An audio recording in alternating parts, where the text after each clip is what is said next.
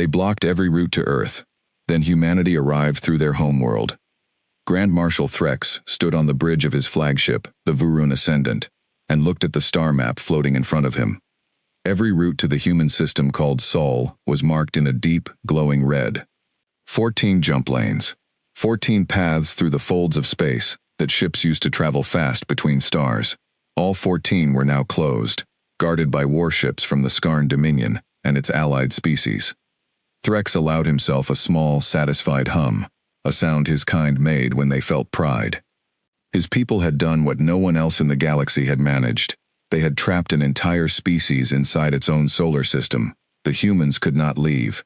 No ship, no message, no supply run could pass through the blockade without being destroyed. Earth and its small handful of nearby colonies were alone, cut off from the stars, sealed inside a cage of steel and plasma cannons. "Status report," Threx said, his voice carrying easily through the bridge in the clicking, rolling language of the Skarn. "All 14 lanes remain sealed, Grand Marshal," answered Subcommander Yeel, a smaller Skarn officer with duller plating. "No human vessel has attempted a breakout in 6 days. Their long-range communication has gone quiet as well. We believe they are conserving power." "Good," Threx said. "Let them sit in the dark and understand what it means to challenge the Dominion." The war between the Skarn Dominion and humanity had not been a war of grand battles fought across 100 worlds.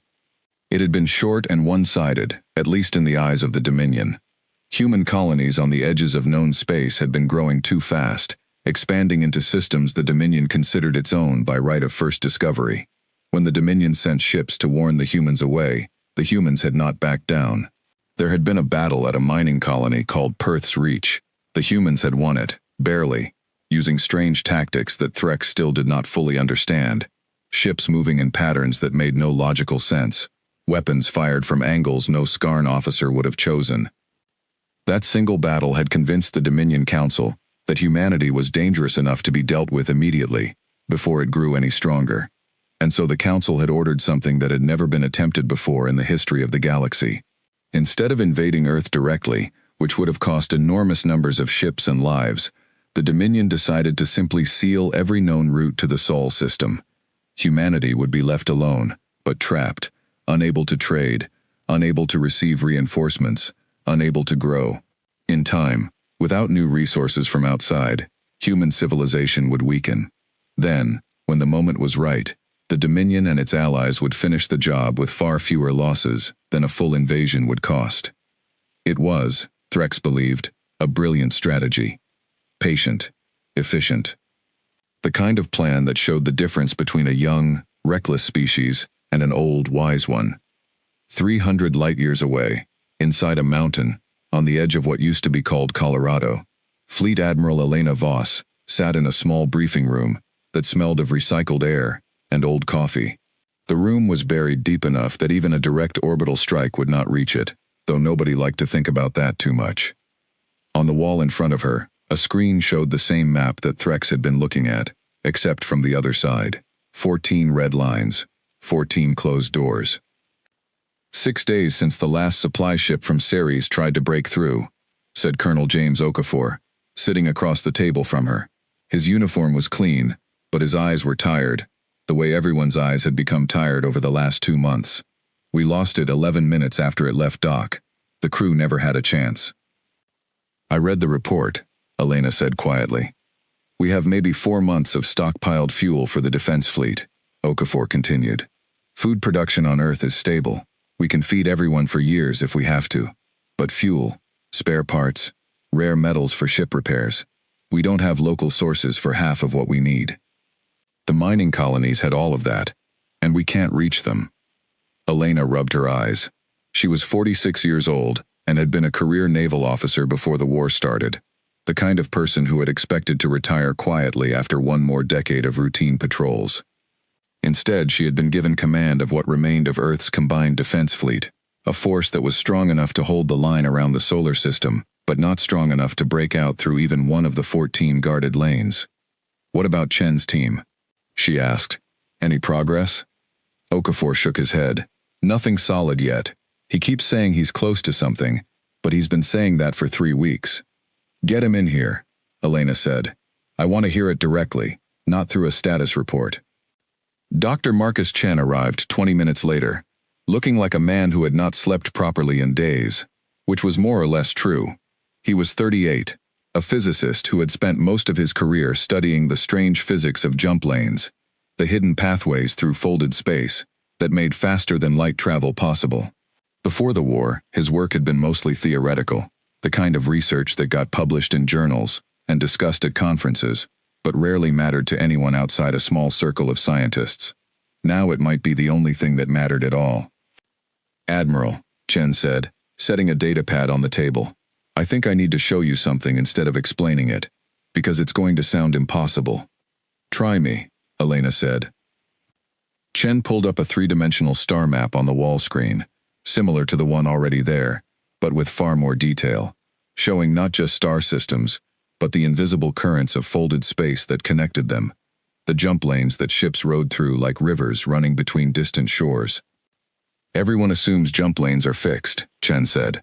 "Like roads, you go from point A to point B along a path that was always there, waiting to be discovered. That's what the Dominion believes too, which is why they think sealing the 14 known lanes out of our system is enough to trap us completely." "Isn't it?" Okafor asked. "It should be," Chen said, "if jump lanes worked the way everyone thinks they do, but they don't. Jump lanes aren't fixed paths, they're formed by gravity. Every massive object in space, stars, black holes, neutron stars, bends space around it. Where two of these gravity wells interact in just the right way, over enormous distances, they create a stable channel that ships can use to cross between them faster than light. The 14 lanes out of our system exist because of the specific arrangement of nearby stars relative to our sun. That arrangement is fixed, which is why those 14 lanes are fixed too. So there's no 15th lane," Elena said. "That's what you're telling me. There's no 15th. Stable lane," Chen said. "Not one that exists on its own, all the time, the way the other 14 do. But 3 weeks ago, my team found something in the old astronomical surveys, before the war, back when we still had good sensor data from deep space probes. There's a neutron star about 40 light-years past the Dominion's border, an old collapsed star so massive and so dense that its gravity well is stronger than almost anything else in this part of the galaxy. It's called, in the old catalog numbers, VX4471. But it has another name too, one we only learned recently. It's the star the Dominion built their capital world around. It's the heart of the Skarn homeworld system." The room went quiet. "Because that neutron star's gravity is so extreme," Chen continued, "it doesn't just create the lanes the Dominion uses to move their fleets around their own territory. It creates something else, a brief, unstable channel that opens up roughly once every 11 days, for a window of about 6 hours, connecting directly to our own sun. It's not a lane the way we understand lanes. It's more like a rare alignment, a moment when the gravity wells briefly line up close enough for a ship to punch through, if it has the right kind of drive modification and the courage to attempt it. You're saying there's a way to reach Skarn space," Elena said slowly, "and it goes directly to their capital system. I'm saying there's a way out of our system that the Dominion has never blocked," Chen said, "because they never imagined we would need it, or that we would be insane enough to use it if we found it. Every ship they have is stationed on the 14 known lanes, watching our front door. This is a window straight through their own back door, except their back door opens right into the middle of their living room." Okafor let out a short, disbelieving laugh. "You want to send our ships straight into the most heavily defended system in Skarn territory, their capital, their home fleet, their orbital defenses." "I want to send them somewhere the Dominion is not looking," Chen said. "Every enemy ship capable of stopping us is currently pointed outward, at the 14 lanes, waiting for us to try something predictable. Nobody is watching the neutron star's gravity window, because nobody on their side believes it's usable. Frankly, until 3 weeks ago, neither did I." Elena stared at the star map for a long moment, at the small, unremarkable point of light that represented VX4471, sitting at the center of enemy territory, like a locked door nobody knew existed. "How sure are you this works?" she asked. "I've run the calculations 11 times, Chen said. "I've had 2 other physicists check my work independently. The physics is sound. What I can't promise is what happens on the other side once we arrive, or whether the drive modifications will hold up under the stress of an unstable jump. This isn't like using a normal lane. It's like trying to thread a needle while the needle is spinning. And if it doesn't hold up, then the ship and everyone on it dies somewhere in folded space, and nobody ever finds out what happened to them, Chen said quietly. Nobody spoke for a moment. Outside the briefing room, somewhere above them, the sky over Earth was still blue and calm, the way it had always been, even though every person on the planet knew that beyond that blue sky, in the dark, an entire fleet of alien warships sat waiting for them to run out of food, fuel, and hope. Okafor, Elena said finally. Pull together everyone who's cleared for top-secret projects. I want Chen's team given whatever they need. Ships, engineers, drive components, all of it. Admiral, if this gets out before it's ready. The boat, it won't get out, Elena said. Because as far as anyone outside this room knows, we are still trying to negotiate a ceasefire through diplomatic channels. The Dominion doesn't answer. Let them believe we're sitting here waiting to starve. Let them keep watching the front door. She turned back to Chen. How long do you need before a ship could actually attempt this jump? Chen thought for a moment, running numbers in his head that he had already run 100 times before. Late at night, alone in his lab, half convinced he was chasing something impossible, and half convinced he had found the only chance humanity had left. The next window opens in 11 days. If we want to make that one, we'd need to move very, very fast. If we miss it, the next one isn't for another 11 days after that, and every day we wait is a day closer to running out of fuel for the defense fleet. Then we make the 11-day window, Elena said. Get me a ship, Dr. Chen. Get me a crew willing to fly straight through the front door of the enemy's home. Chen nodded, feeling something between fear and a strange, cold kind of hope settle into his chest. I'll start pulling volunteers today. Not volunteers, Elena said. Not yet. First, I want to know exactly what we're flying into. Before we send a single ship through that window, I want everything we can learn about the Skarn homeworld, its defenses, its fleet strength, its layout. If we're going to walk into their living room, Doctor, I want to know exactly where the furniture is. Far above the mountain that hid Earth's command bunker, in the cold dark of high orbit, the picket ships of the human defense fleet continued their slow, silent patrols, watching the empty space where, 11 days from now, if Marcus Chen was right, history would change forever. None of the young pilots flying those patrols knew yet what was being planned deep underground. They only knew that the blockade had held for 2 months, that supplies were running low, and that somewhere out past the edge of the solar system, an enemy fleet was waiting, patient and confident, for humanity to finally give up. They had no idea that humanity had already found the one door nobody had thought to lock. Grand Marshal Threx, 400 light-years away, on the bridge of the Vuran Ascendant, spent that same day reviewing reports from the blockade lines, satisfied that everything was proceeding exactly as planned. He had no reason to think about the neutron star at the heart of his own home system, the star his people had lived beside for 11,000 years, the star whose strange and violent gravity had shaped the entire history of Skarn civilization. It had never occurred to him, or to anyone in the Dominion's high command, that the very thing which made their homeworld's location so powerful and central to their empire's transportation network might also be the one weakness in an otherwise perfect cage. He closed the star map, ordered a routine patrol rotation, and went to rest, confident that Earth would fall silent within a season, starved into surrender without the Dominion losing a single additional ship. 11 days, Marcus Chen thought, standing alone in his lab late that night, staring at the model of VX-4471, spinning slowly on his screen, its gravity well distorting the simulated space around it, in ways that still made his hands shake a little every time he looked at it. 11 days to build a ship, choose a crew, and attempt something no one in the history of either species had ever tried. 11 days to walk through the one door the Dominion never thought to guard.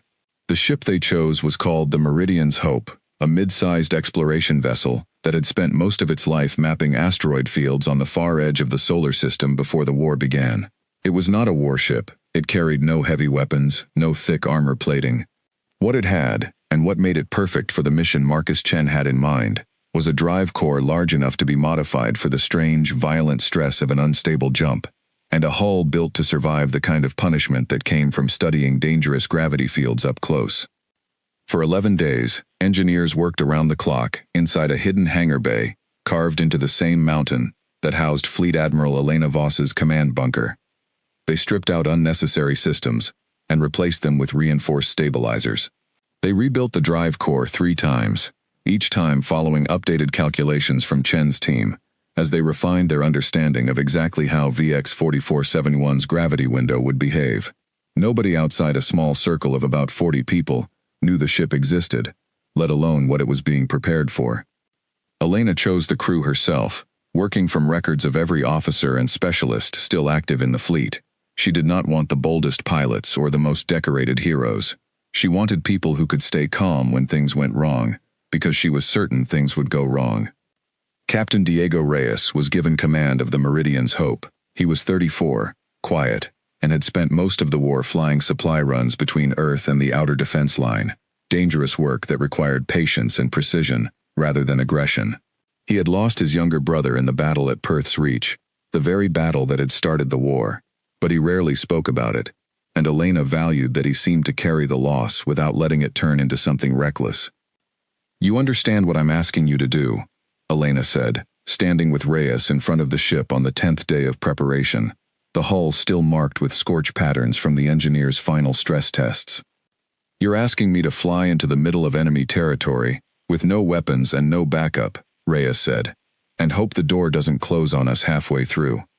"That's about right," Elena said. "What's the mission, exactly? Once we're there?"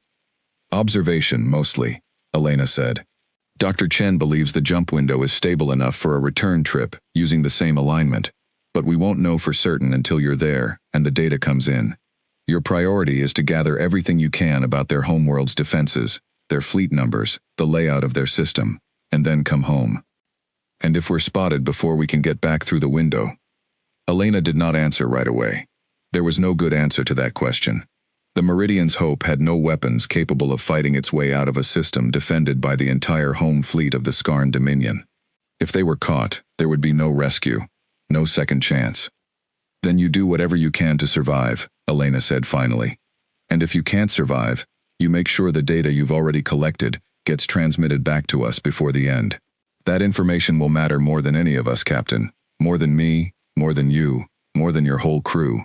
If this works, it's the difference between humanity finding a way to fight back and humanity slowly starving inside our own solar system." Reyes nodded slowly, looking past her at the ship, at the crew already boarding through the loading ramp, 6 people in total, including Marcus Chen himself, who had insisted on being aboard for the first jump, arguing that if the drive modifications failed in some way nobody had predicted, he wanted to be there to understand why, even if there was nothing he could do to fix it in time. "We'll come home, Admiral," Reyes said. "I know," Elena said, though she did not know, not really, not with any certainty at all.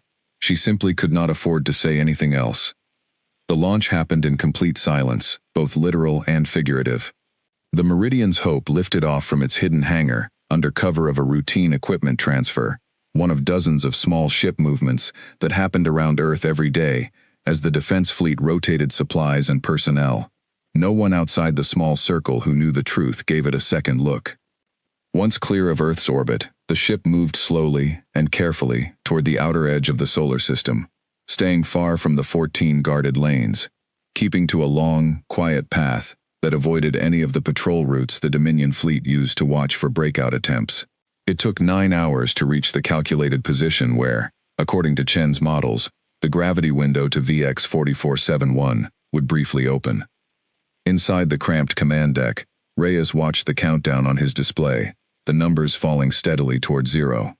Behind him, Chen sat hunched over a secondary console, running the same calculations again and again, checking and rechecking numbers he had already checked 100 times before, unable to stop himself even though there was nothing left to find. 2 minutes, said the ship's navigator, a young lieutenant named Priya Sharma, her voice tight but steady. "Drive core at full charge," reported the engineer, a heavy-set man named Owen Baptiste, who had helped rebuild the core with his own hands, 3 separate times over the past 11 days. "Stabilizers holding. We're as ready as we're going to get." Reyes glanced back at Chen. "Doctor, anything you want to add before we do this?" Chen looked up, his face pale but his eyes clear. "Just that if the window is where I calculated it to be, we'll feel a kind of pull, unlike anything a normal jump feels like. It won't be smooth. Hold on to something." "1 minute," Sharma said. The crew fell silent.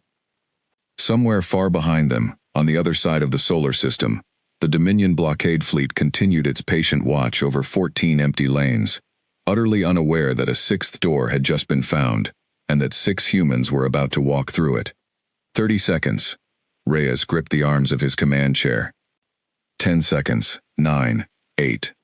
The stars outside the viewport seemed to shimmer very slightly, a strange distortion at the edge of what human eyes could perceive, as the neutron star's gravity, 40 light-years away, briefly reached across the dark and touched the fabric of space around the tiny ship. 3, 2, 1. Jump. The Meridian's hope did not simply vanish the way ships did during a normal jump through one of the 14 known lanes, sliding smoothly out of ordinary space. Instead, the entire ship seemed to shudder violently, every surface groaning under a stress that the hull had been reinforced to survive, but had never actually been tested against in reality. Reyes felt his stomach twist in a way that had nothing to do with normal acceleration, a sick, wrenching sensation, as if the ship were being pulled apart and stitched back together at the same time. Somewhere behind him, he heard Baptiste grunt in pain, as a console sparked and briefly went dark before flickering back on. And then, as suddenly as it had begun, the shuddering stopped. For a moment, nobody moved. The bridge was silent, except for the low hum of the ship's systems, slowly stabilizing. "Report," Reyes said, his voice hoarse. "Hull integrity at 91%, Baptiste said, checking his readouts with shaking hands. "We took some damage, but we're intact." "Drive core is cooling down, but stable," Sharma added, her eyes wide as she stared at her navigation display. "Admiral, Captain, I think we made it." "I think we're actually here." Reyes turned his attention to the main viewport, and what he saw took his breath away. Where there should have been the familiar dark emptiness of the outer solar system, there was now a sky full of unfamiliar stars, arranged in patterns none of them had ever seen before.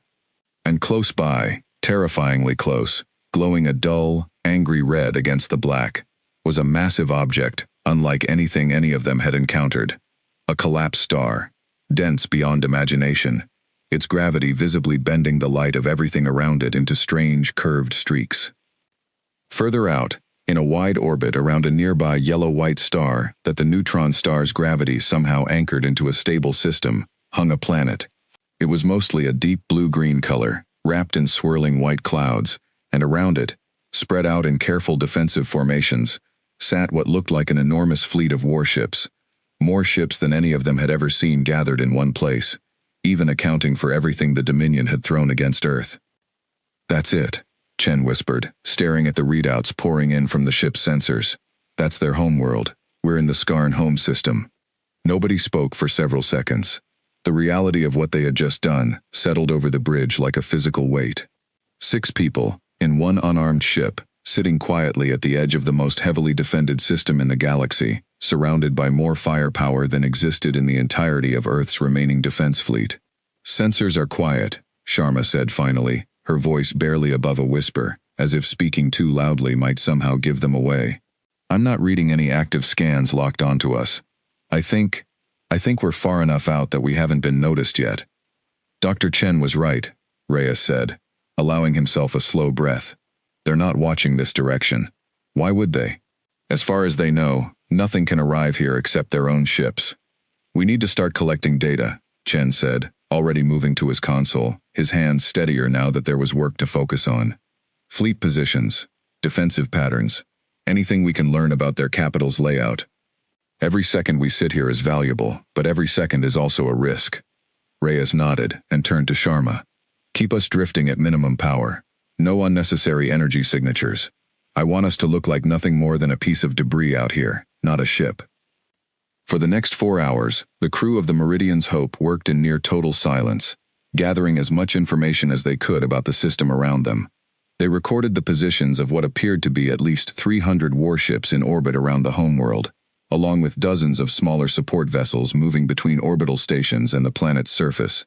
They mapped the locations of what looked like massive shipyards, orbital defense platforms bristling with weapons, and what Chen suspected, based on unusual energy readings, might be some kind of planetary shield generator network. "This is more than we ever imagined," Baptiste said quietly, looking over the growing pile of collected data.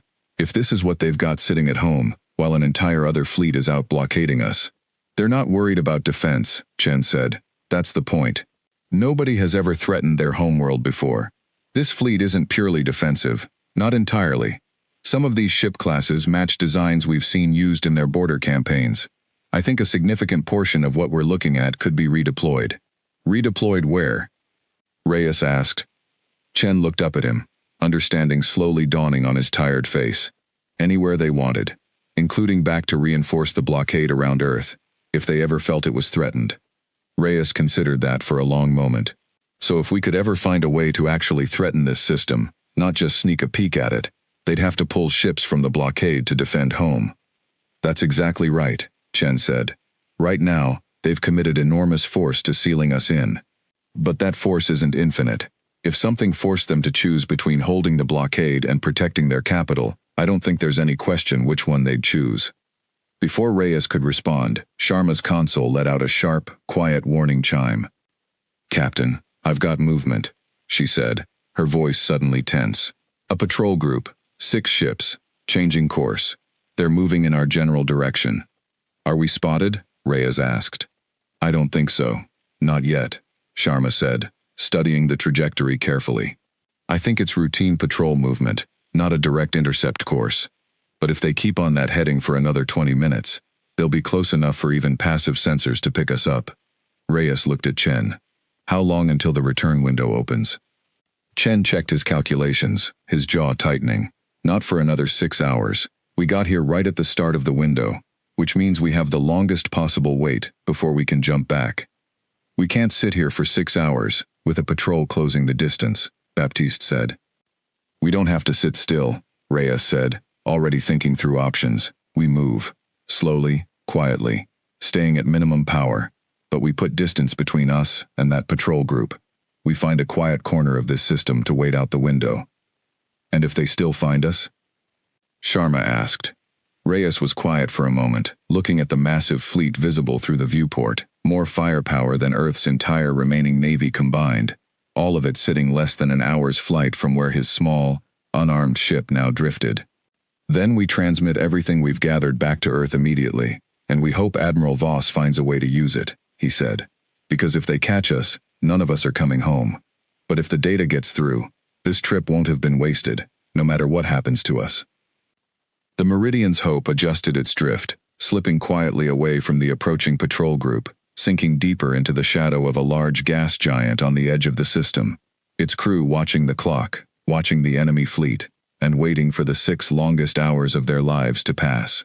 The 6 hours passed slower than anything Captain Diego Reyes had experienced in his entire career.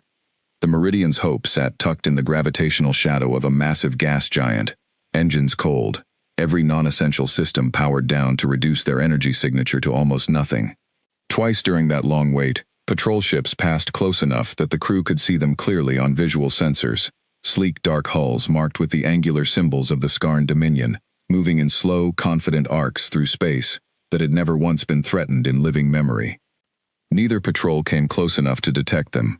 By the time Priya Sharma announced that the return window was approaching, Reyes felt as though he had aged several years in the span of a single day. The jump home was, if anything, rougher than the jump out had been. The Meridian's Hope shuddered and groaned as the neutron star's gravity released its hold on ordinary space, and for several terrifying seconds Owen Baptiste reported that the drive core was reading dangerously close to failure. But the ship held together, and when the shaking finally stopped, the viewport once again showed the familiar dark emptiness of the outer solar system, with the small, distant, precious light of Earth's sun visible far ahead. The crew did not celebrate. They were too exhausted and too aware of how much work still lay ahead. Instead, Reyes simply ordered a course back toward the hidden hangar, and Marcus Chen spent the entire return trip compiling everything they had gathered into a single, organized report for Fleet Admiral Elena Voss. Elena read that report twice before she said a word.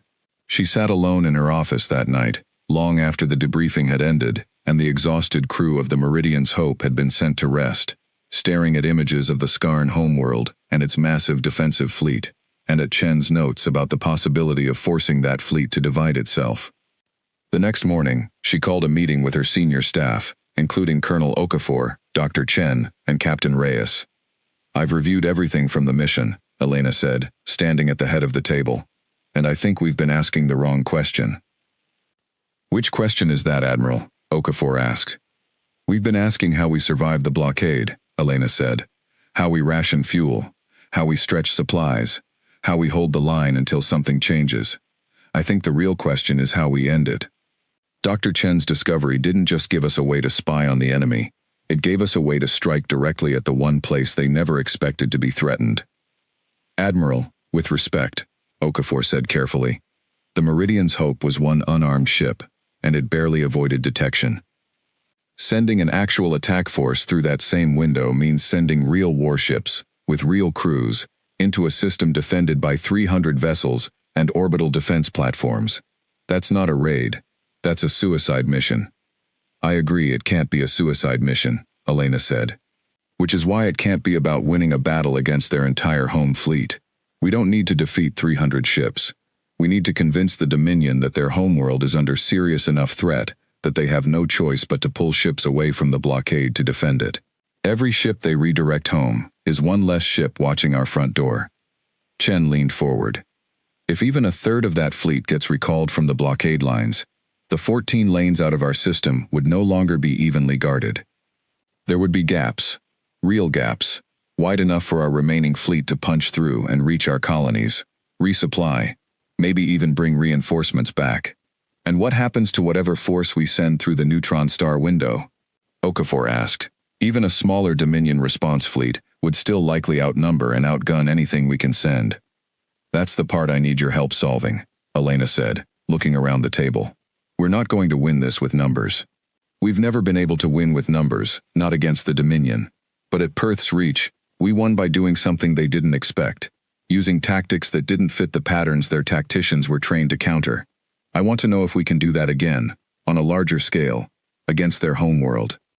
For the next several weeks, Elena's staff worked on a plan that eventually became known, among the small circle of people cleared to know about it, as Operation Threshold. The core of the plan was built around two simple truths that Chen's mission had revealed.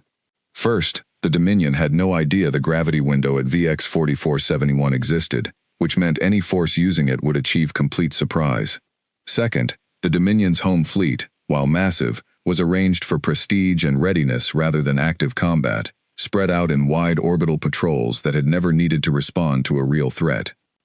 Engineers worked around the clock, modifying a strike force of 22 ships, each one fitted with the same experimental drive stabilizers that had carried the Meridian's Hope safely through the unstable jump. It was a smaller force than Earth's full remaining fleet, chosen carefully to balance striking power against the very real risk that some ships might not survive the jump itself. Every crew member assigned to the mission volunteered, after being told exactly what they were being asked to do, and exactly how dangerous it was. Captain Diego Reyes, promoted to command the strike force, spent long nights with Marcus Chen and a team of tacticians, studying every piece of data the Meridian's Hope had gathered about the Skarn homeworld's defenses. They studied the positions of the orbital defense platforms, the patrol patterns of the home fleet, and the layout of the massive shipyards visible in orbit. Slowly, a plan took shape. The strike force would not attempt to fight the entire Dominion home fleet. Instead, it would emerge from the gravity window, already moving at high speed, using the momentum gained from the jump itself to close distance with the nearest shipyard complex before Dominion forces could organize a coordinated response. The goal was not conquest. It was disruption, striking hard and fast at military infrastructure, creating chaos and damage significant enough that the Dominion Council would have no choice but to treat their homeworld as an active war zone, then withdrawing back through the window before the full weight of the home fleet could be brought to bear. "It's still incredibly risky," Reyes said during one of the final planning sessions, looking over the timeline they had built. "We're giving ourselves a window of less than 90 minutes to do damage and get back to the jump point before their fleet organizes a real response. 90 minutes might be generous, Chen admitted. Based on what we observed, their patrol response times were fast. If they scramble their full fleet the moment we arrive, we might have less time than that. Then we make every minute count, Reyes said. Elena approved the final plan 8 weeks after the Meridian's Hope had first returned from its scouting mission. By that point, Earth's fuel reserves had dropped low enough that Okafor's staff estimated the defense fleet would begin losing operational capability within another 10 weeks if nothing changed. There was no more time to wait, no more room for additional preparation. The next viable jump window at VX-4471 would arrive in 6 days, and Elena decided that Operation Threshold would launch through it. The night before the strike force departed, Elena walked through the hidden hangar where the 22 modified ships sat waiting, their crews going through final preparations in quiet, focused silence. She stopped at each ship, spoke briefly with each captain, and found herself, more than once, thinking of all the things that could go wrong: drive failures during the jump, detection before the strike force could reach the shipyards, a Dominion response faster than anyone had calculated. She found Reyes standing alone near the lead ship, staring up at its hull in the dim hangar light. "Second thoughts?" Elena asked, coming to stand beside him. "Always," Reyes said. "Every time before a mission. It doesn't get easier." "If it got easier, I'd worry about you," Elena said. Reyes was quiet for a moment. "Do you think this will work, Admiral? Honestly?" Elena considered the question carefully before answering. "I think it's the only real chance we have," she said. "I think the Dominion has spent this entire war assuming they understand us, assuming they know what we're capable of, and what we're not. They built a perfect cage around us, because they were certain there was no way out. Tomorrow, we're going to prove them wrong, and I don't think they're prepared for what that means. And if we fail? Then we'll have lost 22 ships and their crews, and the blockade will still hold," Elena said honestly. "I won't pretend the cost of failure is small, but the cost of doing nothing is certain. At least this way, we have a chance." Reyes nodded slowly, looking back up at his ship. "Then let's not fail."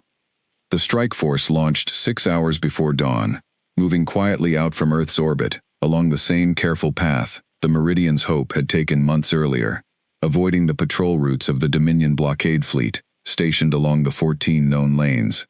As the ships approached the calculated position for the gravity window, every crew member aboard understood that within the next few hours, they would either strike a blow that could change the course of the entire war, or they would become the largest single loss humanity had suffered since the war began. On the bridge of the lead ship, Captain Diego Reyes watched the countdown fall toward zero, 22 ships holding formation around him in the dark, engines humming with barely contained power, waiting for the moment when the neutron star's gravity would reach across 40 light-years and open a door that the Skarn Dominion did not know existed. 10 seconds, came the call from navigation. Reyes gripped the arms of his chair, thinking of Perth's reach, thinking of his brother, thinking of Earth, sitting quiet and vulnerable behind them, waiting to find out whether this desperate gamble would save it or doom it. 3, 2, 1. Jump. Space twisted violently around the strike force, as all 22 ships tore through the unstable gravity window at once, hulls groaning under the stress, drive cores burning at the very edge of their limits. And then, in an instant, they were through, emerging at high speed directly into the heart of the Skarn Dominion's home system, close enough to see the massive shipyards of their capital world gleaming in the light of a star that had never once, in 11,000 years, seen an enemy fleet arrive uninvited. Alarms began sounding across the Dominion home fleet within seconds, and for the first time in the history of the Skarn Dominion, the sky above their homeworld filled with the sight of an enemy that should not have been able to reach them at all. Grand Marshal Threx was asleep in his private quarters, aboard the Varun Ascendant, when the alarm reached him, and for several confused seconds, he could not understand what the communication officer was telling him. An enemy fleet, appearing inside the home system, near the capital world. That was not possible. The only routes into Skarn territory were the 14 lanes his own fleet controlled, every one of them, and Earth's fleet was 400 light-years away, trapped, watched, and slowly starving. "Repeat that," Threx said, already pulling on his uniform. 22 unidentified vessels have appeared in orbit near Shipyard Complex 7, the officer said, his voice tight with confusion and fear. Grand Marshal. Their configuration matches human warship designs. They are engaging the shipyard's defense platforms directly. Threx stood frozen for a moment, a feeling he had not experienced in decades settling into his chest. Something close to disbelief, and beneath it, something close to fear. It was not possible. And yet the reports continued coming in, each one confirming what the last had said. Human ships, deep inside the most protected system in the Dominion, striking directly at one of the Empire's largest shipbuilding facilities. 400 million kilometers away, above the blue-green world that the Skarn people called their sacred home, Captain Diego Reyes watched his tactical display fill with contact markers as the strike force closed on Shipyard Complex 7 at full burn. Local defense platforms are targeting us, his weapons officer reported. 6 platforms active, more coming online. Concentrate fire on the platforms directly ahead of our approach vector, Reyes ordered. We're not here to hold ground. We hit them hard, and we keep moving toward the extraction point. The 22 ships of the human strike force broke into smaller attack groups as they closed on the shipyard, weapons fire lighting up the space around the massive orbital structure. Unlike the wide-open battles humanity had fought at places like Perth's Reach, this engagement was fast, brutal, and chaotic.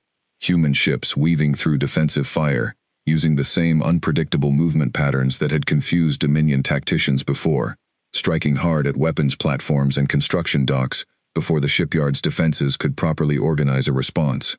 Explosions bloomed silently across the shipyard's outer sections as human weapons fire found their marks, tearing through unfinished warship hulls, sitting in their construction cradles, destroying weapons platforms one after another. It was not a battle the strike force could win outright against the full might of the Dominion, and everyone aboard those 22 ships knew it. But it was not meant to be that kind of battle. It was meant to be a wound, deep and painful enough that the Dominion could not ignore it. Aboard the Vurun Ascendant, Threx watched the reports pouring in with growing horror. Shipyard Complex 7, one of the largest and most productive facilities in the entire Dominion, was taking catastrophic damage. Dozens of vessels under construction were being destroyed. Defense platforms that had never once been tested in real combat were failing against an enemy that fought in ways the Dominion's tacticians had never trained to counter. Grand Marshal, orders? Sub-Commander Yeel asked, his voice tight with barely controlled panic. Threx forced himself to think clearly. Panic would not help. He needed information, and he needed to make a decision that would define the rest of the war. Pull every available ship from the home fleet reserve and send them to the shipyard immediately, Threx ordered, and get me a secure channel to Fleet Command at the Sol blockade. Grand Marshal, if we recall ships from the blockade. I am aware of the risk, Threx snapped, but if the humans are willing to send a strike force directly into our home system, our capital is no longer secure. We cannot maintain a perfect blockade of their system while our own homeworld burns. Get me that channel. It took several minutes for the connection to be established, the signal traveling across the vast distance between the two systems, through relay stations that had never before carried a message of such urgency. When the channel finally opened, Threx spoke directly to Fleet Commander Vashk, who oversaw the blockade fleet, holding position around the 14 lanes leading to Sol. Vashk, I need you to detach a significant portion of your fleet and send it home, Threx said, his voice carrying an authority he did not entirely feel. Our capital is under attack. I do not yet understand how, but human ships have appeared inside the home system, striking at Shipyard Complex 7. There was a long pause on the other end of the channel, long enough that Threx wondered if the connection had failed. Grand Marshal, Vashk said finally, if I withdraw a significant portion of my fleet from the blockade, the coverage across all 14 lanes will weaken considerably. If the human defense fleet detects the gaps and attempts a breakout, the human defense fleet cannot break out through 14 guarded lanes with the force they have remaining, Threx said. But if our capital falls, or even if it is severely damaged, the political and military consequences will be far worse than a temporary weakening of the blockade. Send half your fleet home immediately, hold the rest in position, but be prepared to adjust as the situation develops. Vashk was quiet for a moment longer before responding. Understood, Grand Marshal. Dispatching half the blockade fleet to the home system now. 400 light-years away, deep inside the mountain command bunker, Fleet Admiral Elena Voss stood watching real-time sensor data pour in from Earth's outer picket ships, watching, with a mixture of tension and cautious hope, as the pattern of the Dominion blockade fleet began to shift for the first time in months. "Admiral, we're seeing significant ship movement along Lane 7 and Lane 11, reported a young sensor officer, her voice rising with barely contained excitement. "Enemy vessel counts are dropping. It looks like they're pulling back, consolidating." "How significant?" Elena asked. "Preliminary estimates suggest we're seeing roughly a 40% reduction in blockade strength, along at least 6 of the 14 lanes," the officer said. "Sir, I think it's working. I think they're actually pulling ships home." Elena felt something in her chest loosen slightly, though she did not allow herself to celebrate yet. Reyes and his strike force were still deep in enemy territory, still fighting, still hours away from safety if they survived at all. "Get me Colonel Okafor," Elena said. "I want our remaining defense fleet ready to move the moment we confirm the blockade has weakened enough for a real breakout attempt." Back above the Skarn homeworld, the battle at Shipyard Complex 7 had entered its most dangerous phase. Reinforcements from the Dominion Home Fleet Reserve had begun arriving, dozens of warships converging on the strike force's position, weapons fire filling the space around the burning shipyard with increasing intensity. Reyes watched his tactical display fill with new contact markers, the numbers climbing steadily as more Dominion ships joined the engagement. "Captain, we're at 68 minutes since arrival," his navigator reported. "Extraction window opens in 9 minutes. "Casualties?" Reyes asked. "We've lost the Bright Horizon and the Steadfast," the weapons officer reported grimly. 3 other ships report significant damage, but remain combat capable. Reyes felt the loss of the 2 ships like a physical blow, but there was no time to dwell on it. "All ships, begin withdrawal toward the extraction point. Maintain defensive fire, but do not engage new targets unless directly threatened. We've done what we came to do." The remaining 20 ships of the strike force pulled back from the burning shipyard, weaving through increasingly heavy Dominion fire, as reinforcement vessels tried to close the distance and cut off their retreat. It was, in some ways, the most dangerous part of the entire mission. 20 damaged and battle-weary ships trying to outrun a rapidly organizing enemy response, while racing toward a jump window that would only remain open for a limited time. "Extraction point in 3 minutes, the navigator called out. "Window opens in 5. "We're not going to make it with a comfortable margin," Reyes said, watching the pursuing Dominion ships closing the gap on his tactical display. "Divert all non-essential power to engines. Get us there faster." Behind them, Dominion warships poured weapons fire into the retreating human formation, and Reyes watched in tense silence as 2 more ships took heavy damage, their hulls glowing where enemy fire had scored direct hits, but somehow, impossibly, remaining in formation, refusing to fall behind. "Window opening in 60 seconds, the navigator announced. "We're going to make it, Captain. We're going to make it." The 18 surviving ships of the strike force converged on the extraction point at maximum speed, Dominion warships closing from behind, weapons fire chasing them across the final stretch of open space. And then, exactly as Marcus Chen's calculations had predicted, the gravity window at VX 4471 opened once more, and the surviving ships of Operation Threshold tore through it, vanishing from the Skarn home system in a violent shuddering flash, leaving the pursuing Dominion fleet with nothing to chase but empty space and the burning wreckage of Shipyard Complex 7 behind them. Grand Marshal Threx watched the reports come in with a cold, sinking feeling that he recognized, uncomfortably, as something close to what he imagined humans must have felt during the early days of the blockade. His homeworld had been attacked. His capital's largest shipyard was in ruins, and the enemy responsible had simply vanished, through a route that, as far as any Dominion scientist could determine, should not have existed at all. "Grand Marshal," Sub-Commander Yeel said quietly, "Fleet Commander Vashk is requesting further instructions regarding the blockade." Threx stared at the burning wreckage still visible on his tactical display, and for the first time since the war began, he found himself uncertain about what came next. "Tell him to hold the reduced blockade in position," Threx said slowly, "and begin preparing a significant portion of the home fleet for redeployment. If the humans found one way through our defenses, we cannot assume they will not find another. We need every available ship watching the routes they might use, both to our territory and to their own." It was, though Threx did not yet fully understand it, Exactly the decision Fleet Admiral Elena Voss had been hoping he would make. The perfect cage the Dominion had built around Earth was no longer perfect. And somewhere, 400 light-years away, Elena was already watching the weakened blockade lines, waiting for the moment to strike.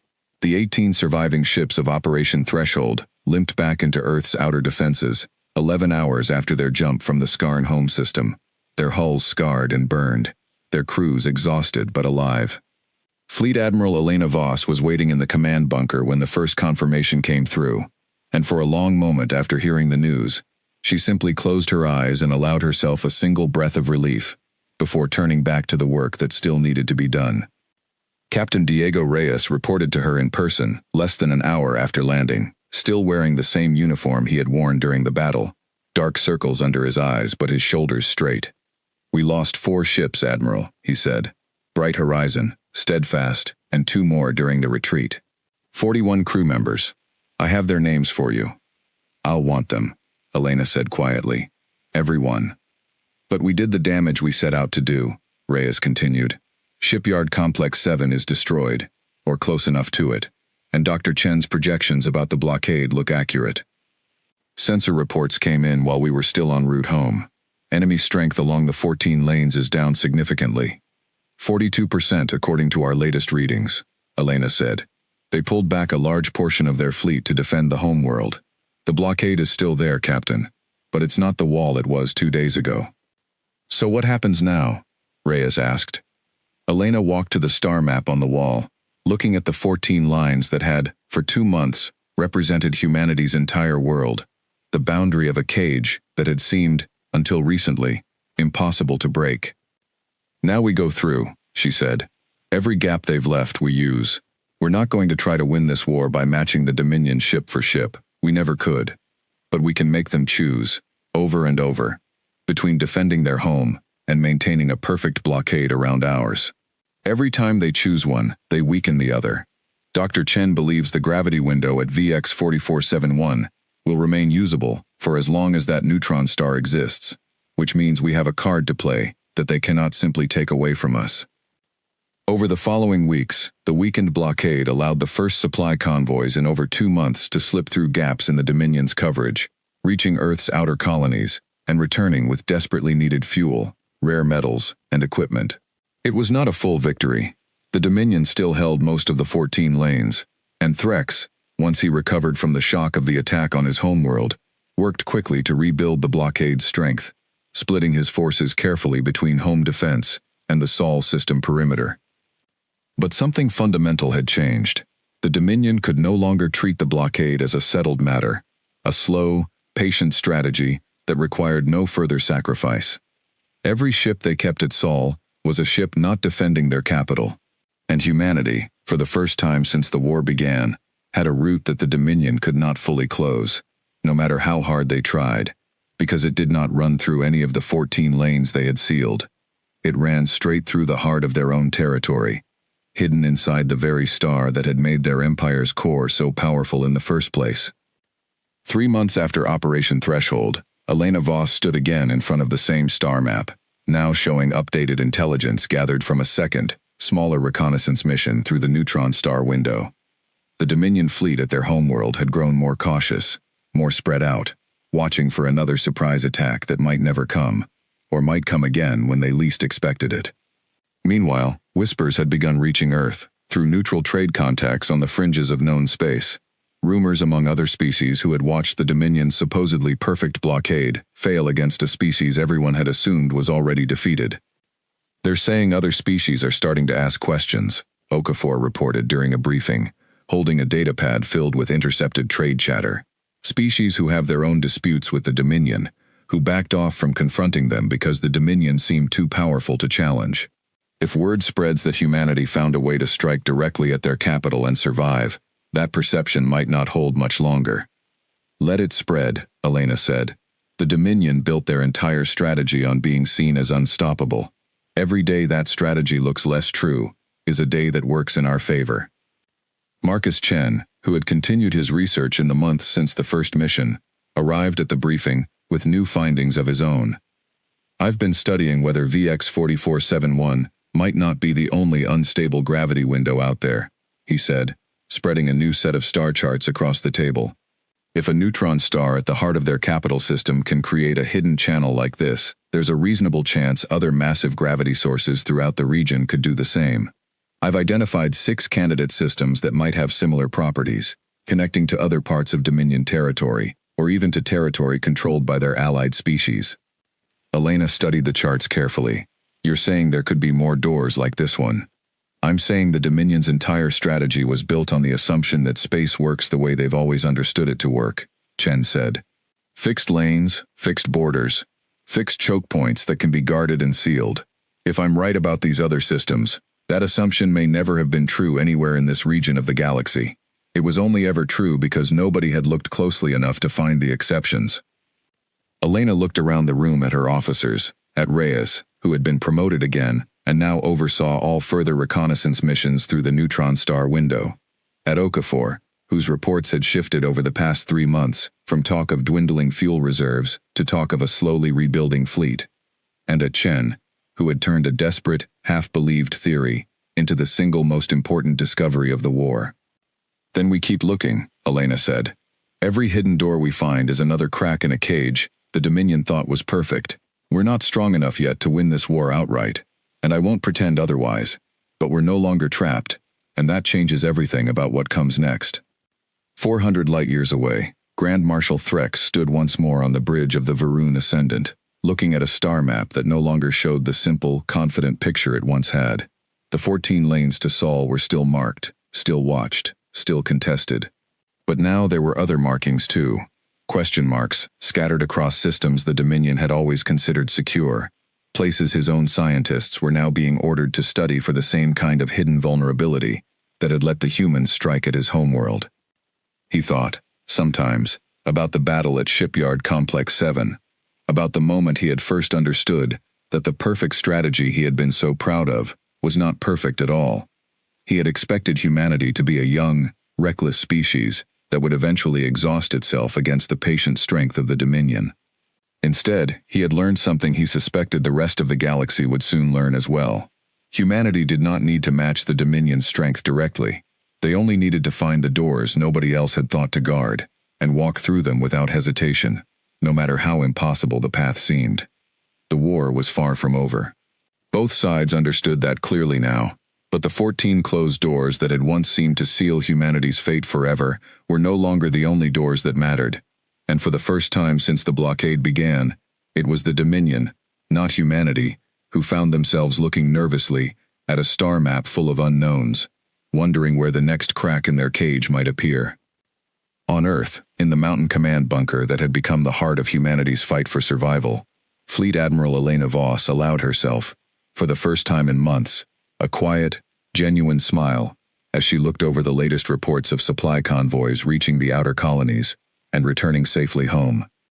They had blocked every route they knew of, and humanity had answered by walking straight through their front door, proving that no cage built on old assumptions could ever truly be perfect, and that a species willing to take the impossible path would always find a way through, no matter how many doors the enemy thought they had closed. The war would continue, but the siege of Earth, the slow, patient strategy that Threx had once believed could not fail, was already broken beyond repair, and everyone on both sides of the conflict now understood it.